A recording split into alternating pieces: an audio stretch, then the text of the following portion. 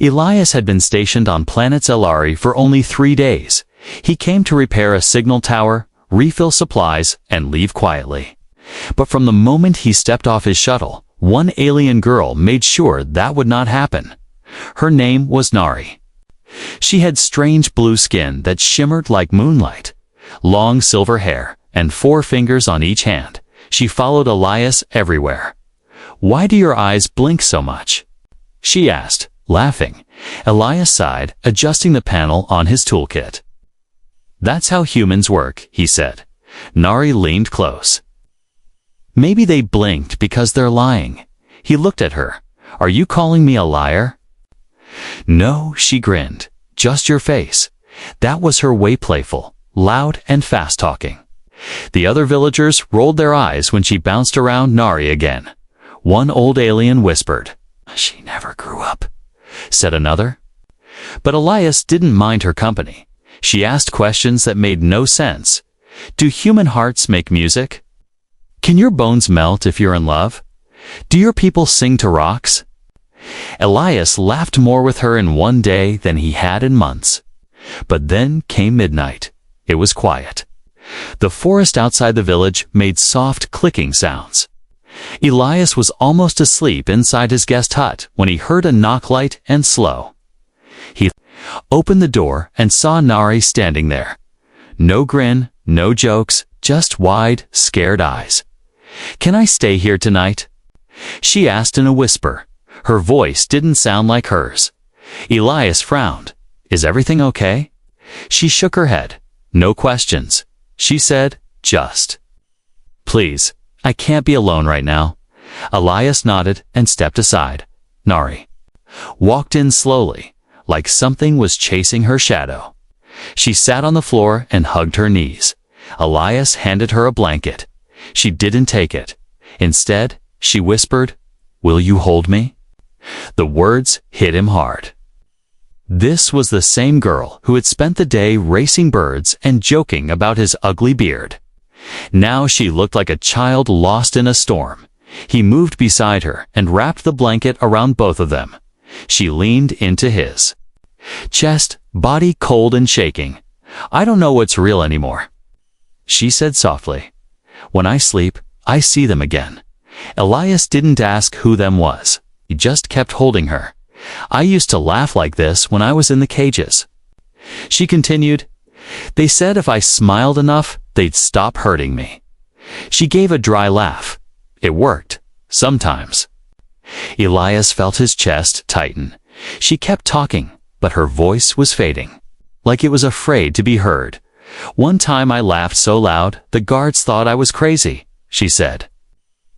"So they left me alone for 3 days. Her hands shook. "Harder. I thought I won, but I was just empty." Elias closed his eyes. She wasn't telling a story. She was remembering a wound still open.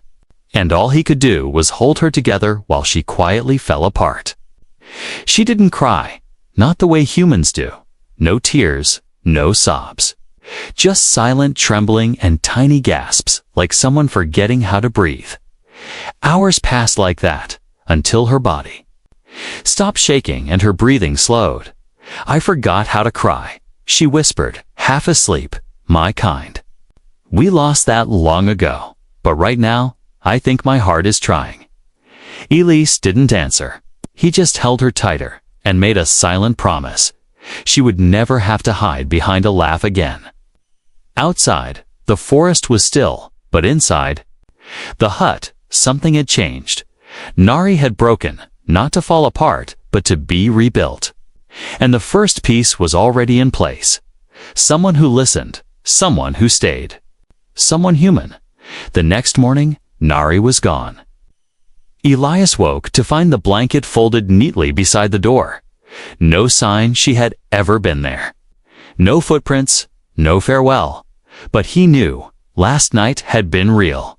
He walked through the village. Nari was back to her usual self, running, laughing, chasing little children with a stick shaped like a sword. She pretended to be a pirate captain, shouting orders no one could understand. When she saw Elias, she gave him a wink, but nothing more. Not a word about the night before. Not even a glance of sadness. He let her be. Maybe that's how she survived. But that night, just past midnight. The knock came again. Elias opened the door. There she stood, quiet and small. This time, she didn't ask. She just walked in and sat down. I dreamed of the lights again. She whispered, too bright, too cold. He sat beside her, not speaking. She leaned against him like she had done before. They called me subject. 9, she said after a while. That was my name in the lab. No one used my real name. Elias looked down at her. How old were you? I don't know, she replied.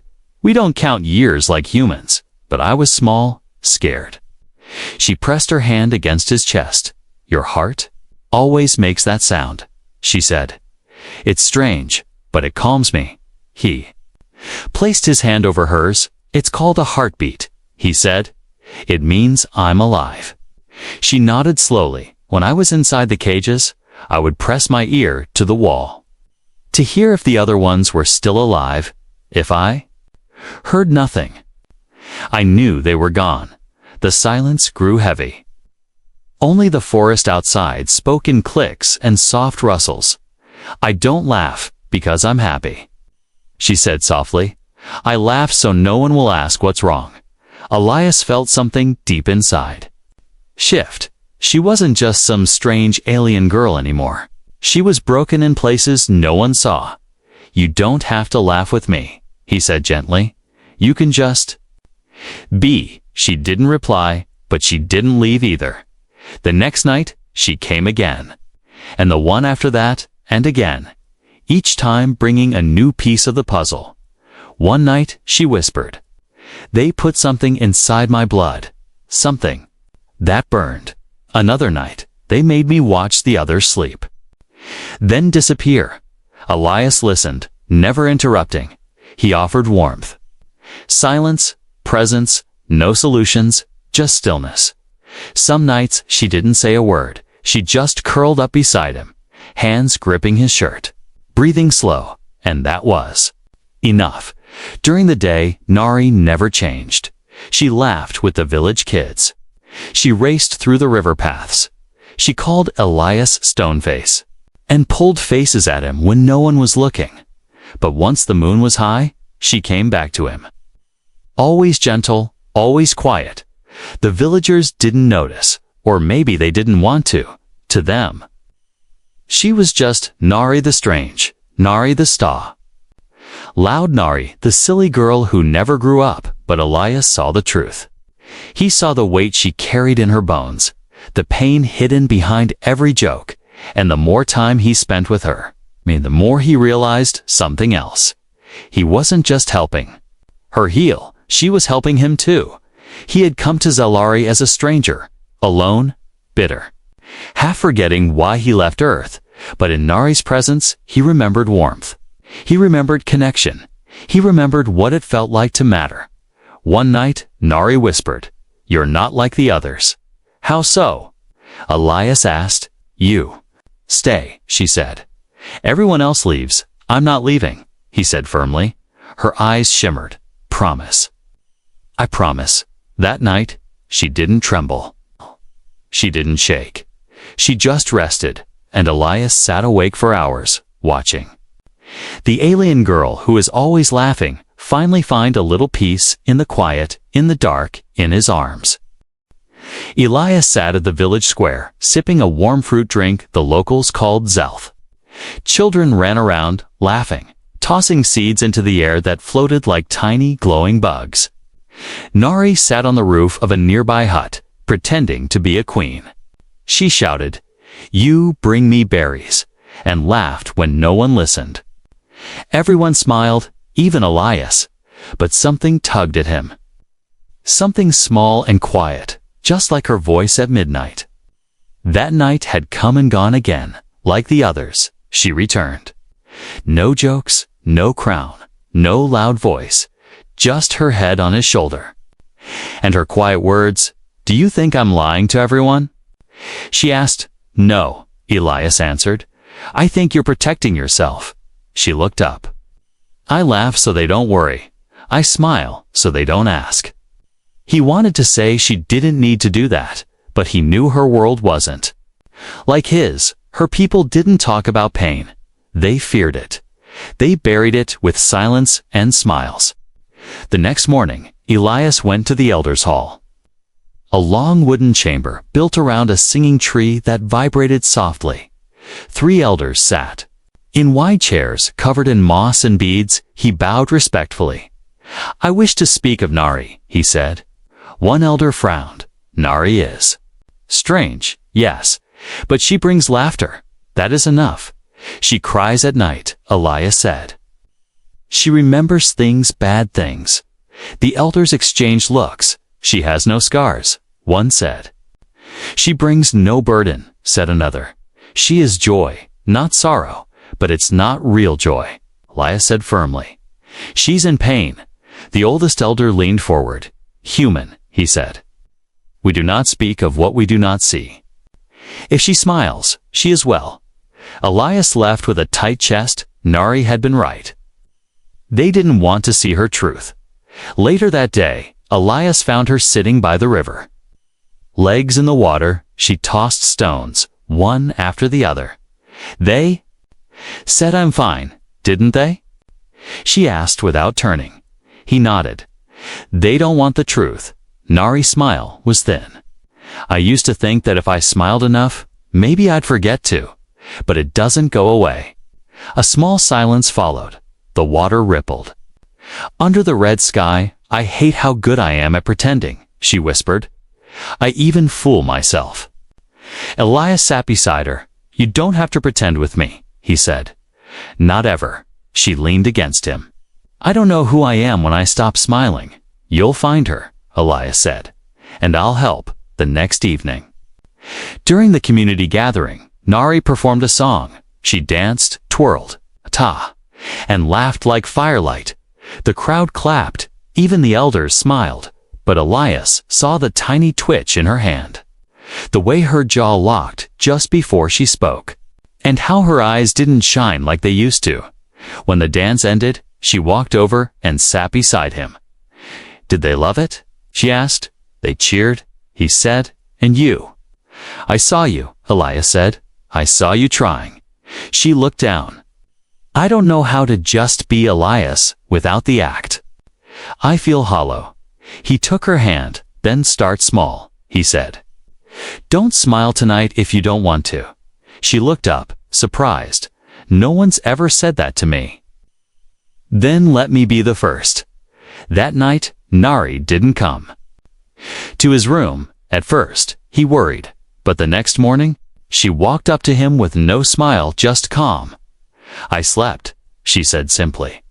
"No dreams?" He raised an eyebrow. "No fake laughs." She shook her head. It felt strange, but safe. The days passed. Nari still laughed, but not as loud. She still played, but took moments to sit still, and sometimes, when no one was looking, she simply breathed. The village didn't notice, but Elias did. He watched her begin to unfold, slowly, like a flower afraid of the sun, but learning to trust its warmth again. And each night she did return to him. Her voice wasn't always shaking now. Sometimes she just wanted to sit, to be held, to be real, to be herself, and slowly, the smile she gave him wasn't the one everyone else saw. It was quiet, soft, and real. Nari hadn't laughed in 2 days. Elias noticed it first. The village didn't. They assumed she was resting, or playing somewhere in the forest, but Elias knew better. She had stopped coming to him at night too. On the 3rd morning, he found her sitting under the old stone arch near the healer's hut. Her arms were wrapped around her knees. She stared straight ahead, unblinking. "Nari," he said gently. She didn't answer. He sat beside her in the dirt. For a while, neither spoke. Then she whispered, "My mind. It won't stop." He waited. She continued. "It's like noise," she said, "but no one else hears it." Elias reached for her hand. She let him take it, fingers ice cold. "I thought if I stopped pretending," she said. "If I stopped laughing." Her voice trailed off. "I thought I'd feel free, but now it's all rushing in." Elias squeezed her hand. "This is part of healing," he said. "It hurts before it gets better." Nari finally turned to look at him. "I feel like I'm falling inside myself." That night, she came to his hut again, but she didn't lie beside him. She paced the floor over and over. "There were others," she said suddenly. "Back in the lab!" they screamed. Elias's heart clenched. He had never asked what really happened before. He had waited, hoping she would tell him in her own time. "They tied us down," she said, voice flat. "They gave us dreams. But not nice ones." He stood and walked over. She didn't flinch, but her breathing changed. "I watched one of them forget her own name." Nari said. She laughed until her voice cracked. "They said that meant she was ready." Elias couldn't hold it back anymore. "Who did this to you?" he asked. Nari looked at him, then said two words that shook the air around them. "Your people?" He stepped back. "I." "What do you mean?" She nodded slowly. "Humans, not you, but others." Elias felt like the ground tilted beneath him. He had never imagined this, never believed humans had been here before, and had left scars behind. The next day, Elias asked the village record keeper for access to old ship logs. At first, the old alien refused. "Why stir up pain?" he asked, but Elias was firm. "I need to know the truth." What he found chilled him. Over 30 years ago, a human research team landed near the forest edge. Their mission: study alien neural responses under pressure. They had requested volunteers, but the logs stopped suddenly. No names, no results, just silence. That night, Nari didn't speak. She just lay beside Elias, hands gripping his shirt tightly. He could feel her chest rising too fast, like her body was afraid to rest. "You're safe now," he whispered. "They can't hurt you here," but she shook her head. "My mind is not quiet." She said, "They still live inside it." The next morning, Nari stood in the center of the village. No smile, no laughter. "Just truth. I want to speak," she said loudly.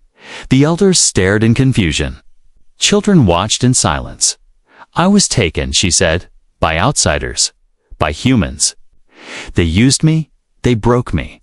Then I escaped." Some villagers gasped. Others whispered. A few stepped away. Elias stood at the edge, ready to support her. But she didn't look back. She stood alone, like a mountain. "I laugh so you won't see my scars," she said. "I joke so you don't ask what's wrong." But inside, I scream. The air was heavy. No one moved. Until a small child walked up and held her hand. "I don't want you to scream alone," the child said. Nari's lips trembled. Elias stepped beside her. "You are not alone," he said. "Not anymore." She looked at him, then back at the crowd. And for the first time in years, she didn't pretend to smile. She just breathed and let the quiet settle. And for the first time, didn't hurt. The air near the forest edge was thick. Elias walked slowly, eyes watching every step. Roots twisted like veins under the dirt. Old warning signs peeked through the moss, faded, rusted, and written in human language. Authorized personnel only. Do not enter biohazard zone. Research Station 49A. He had followed a map found deep in the old logs. A secret file buried beneath years of lies and silence. The truth was here. And it smelled like metal and old blood. Elias reached a slope covered in vines. He brushed them aside, revealing a door, steel, bent at the corners like something ore. Someone had forced their way out. He pushed it open. Darkness, a long hallway stretched ahead. Cold and dead. Lights blinked weakly, some still pulsing from backup power. The walls were stained. Scratch marks dug deep into the panels. Elias stepped. Inside, his boots echoed. Each step felt like walking into a memory that didn't belong to him. Then he saw it, a room full of restraints, thin metal beds lined in rows. Belts, wires, strange helmets, and silence. He picked up a broken tag from the floor. Subject: 009 Memory Test Unit. His hands trembled. Nari had told the truth. This was where she was kept. He opened a side locker. Inside were Log's handwritten notes. One entry said, Subject 009 shows signs of advanced mimicry. Uses laughter as a defense pattern. Emotional suppression stable. Neural response higher than expected. Survived 6 phases. Remarkable. Elias closed the log, breathing heavy. These weren't just experiments. They were torture. He took photos, grabbed files, and left. The forest didn't feel quiet anymore. It felt like it was watching him, back in the village. Nari sat by the water, her feet in the stream, eyes far away. He walked up and sat beside her. I found it, he said. She didn't look at him. I know, she whispered. I can still feel it. He placed the file in her lap. You don't have to read it. She did anyway. As her fingers turned the pages, she didn't speak, but her hands shook, and her breathing changed. These are my memories, she said softly. Written like numbers. They didn't see you, Elias said. They measured you. She nodded slowly. I used to think I was broken because I cried inside. But they were broken, not me. That night, Nari didn't go to Ilias's hut. Instead, she went to the council hall.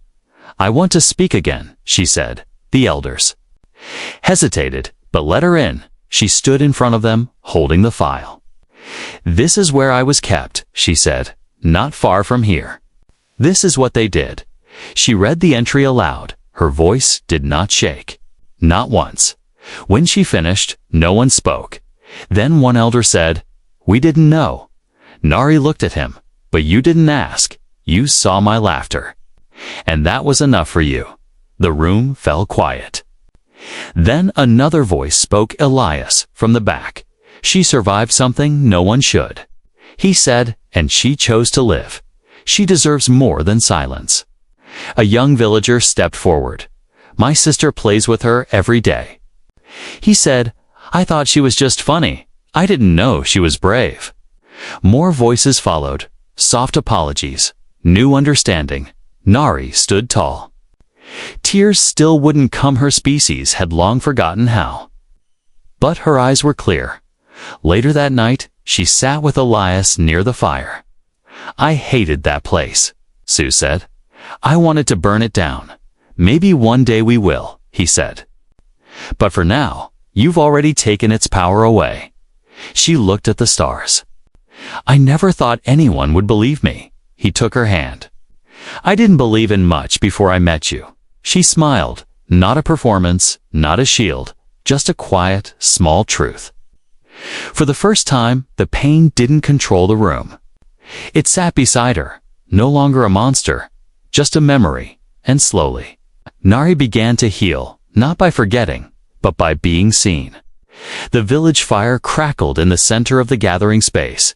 It was the night of Soulshine, a quiet tradition where each villager lit a candle and shared a memory. Most stories were simple, funny things from childhood, a lost friend, or tales of old. The fire was not just flame. It was memory, it was healing. Nari stood at the edge of the circle. She hadn't spoken all night. She watched the flames, but didn't move. Elias stood beside her. He didn't rush her. He had learned that Nari moved in her own time, and tonight, something was stirring in her chest. An elder nodded. Nari, do you wish to share? She took a step forward, then another. All eyes were on her. The girl who once danced and shouted and joked every day, now silent, still. Standing like a statue with firelight on her face, she opened her mouth to speak. Nothing came out. She closed her eyes. Her fingers curled into her palms. I don't have a good memory, she said finally. Her voice was soft. But I have a real one. No one moved. When I was in the lab, she said. They made me sit in a cold chair every morning. They called me by a number. They put things on my head to watch my mind. Someone in the crowd gasped. A child reached for her mother's hand. They told me if I cried, I would fail. Nari continued. So I learned to laugh, loud, wild, like nothing mattered. She looked down at her hands. I used my laughter like armor, and it worked. She raised her eyes slowly. But it also hurt. The fire popped, a spark jumped and vanished. I never cried again after I escaped. She said, I didn't know how. My kind forgot that feeling long ago. She looked around the circle, at the faces, some old, some young. All of them quiet, listening. Then one night, she said, her voice shaking, I asked a human to hold me. I told him not to ask why. Her eyes found Elias. He didn't smile, he just nodded. And something changed, she whispered. I started to feel again. Her lips trembled, her shoulders shook. I feel too much now, she said. I feel fear, and hope, and pain. She took a deep breath. I feel safe. Then something happened no one expected. And Ari made a sound small, broken, and raw. And a single drop slid down her cheek. Not sweat, not rain, a tear. Gasps rose all around. One of the elders stood up. I've never seen our kind cry, he said. Not in generations. Nari wiped her face with the back of her hand. More? Tears followed. Then more. They came like a stream unlocked. Years of silence and pretending falling down her face. Elias stepped forward. He didn't speak. He just opened his arms. She fell into them, crying not quietly this time. Not with fear, but with truth. The villagers stood still, some with tears of their own, others placing candles on the ground around her, like stars circling a fallen moon. That night, Nari didn't hide. She didn't run. She didn't pretend. She broke. And in breaking, she healed. Later, as the fire turned to soft embers, she sat with Elias under the stars, wrapped in a shawl. Her voice was hoarse but steady. I didn't know I still had tears, she said. I thought they were gone forever. You just needed someone to see them, Elias replied. Someone to remind you it's okay to feel.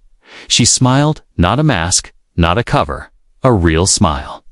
Full of pain and joy together. I think I'm ready now, she said, to stop running. He placed his hand over hers. Then I'll walk beside you, he said. Every step, the fire behind them flickered one last time, and the stars above blinked softly, as if the universe itself had paused to witness an alien girl remember how to cry and to celebrate it. The sun rose soft and golden over the village. Birds with crystal feathers flew overhead, calling in sharp whistles. Neri stood barefoot near the river. Her eyes closed, breathing in the morning. She wasn't hiding anymore. She wasn't pretending. And yet she still laughed, not the loud, wild kind she once used to keep others away. Not the sharp giggles that masked the pain, but soft, warm laughter that came from a place real and deep. Children gathered around her, as they always did. One threw a pebble into the stream and missed completely. Nari clapped her hands. That was the worst throw I've ever seen, she teased. And I loved it. Elias stood nearby, watching. It had been weeks since she cried in front of the whole village. Since then, things had changed, slowly but surely. People greeted her with respect now, not just as the silly girl, but as someone strong. The elders even invited her to the story circle, something no one her age had ever done before. She had told a tale of stars trapped in jars, and everyone listened. That night, as they sat near the fire, Elias passed her a bowl of warm fruit. She took a bite, made a face. It's sweet, she said, but weird. Then she laughed again, and he joined her. You know, she said softly, for a long time, I didn't think I was real. What do you mean? He asked. I thought I was something made by pain, she replied, like I only existed because they broke me. He looked into her eyes, and now, I think I'm more than that, she said. I think I've always been more. Elias smiled. You are, he said. You always were. The next morning, Nari gathered the village youth. I want to teach you something new, she said. It's called real laughter. The children looked confused. But you always laugh. One said. Nari knelt down before I laughed to hide things. She explained. But now I want to laugh because I feel safe. She tickled one of the little ones until they burst into giggles. Then she looked around and said, See? That's the kind that heals you. Word of Nari's lessons spread. Even the older villagers came to listen. It wasn't a class. It was something more. Each person sat in a circle, shared something that once hurt, and then they laughed not to bury it, but to rise above it. And Narishi led with her heart open. That evening, Elias found her alone, looking up at the stars. The sky looks different now, she said. How so? He asked before it felt too big, she said. Now it feels full. She turned to him. I want to leave one day to see what's beyond the forests. Beyond the stars, he stepped closer. I'll come with you, she smiled. Gently, I hoped you'd say that. They stood in silence. Not because there was nothing to say, but because nothing needed to be said. Nari had come a long way, from a cage of silence, 2 nights filled with whispers, to a firelit circle, where? She remembered how to cry. Now she stood whole, not fixed, not perfect, but true and still. She laughed. In the days that followed, she helped others too. A widow who hadn't spoken in years, a boy who feared the dark. She didn't use magic, just stories, and kindness, and her own truth. One night, Elias asked her, Do you ever miss who you were before? Nari shook her head. I don't miss the mask, she said, but I do honor it. It kept me alive. He understood. Some masks protect, but real love is when someone helps you take it off. As they sat together, beneath a sky filled with blinking stars, Elias whispered, I'm proud of you. Nari leaned her head on his shoulder. And I'm grateful for you. A soft breeze passed, carrying the sound of laughter, real, unhidden, and free.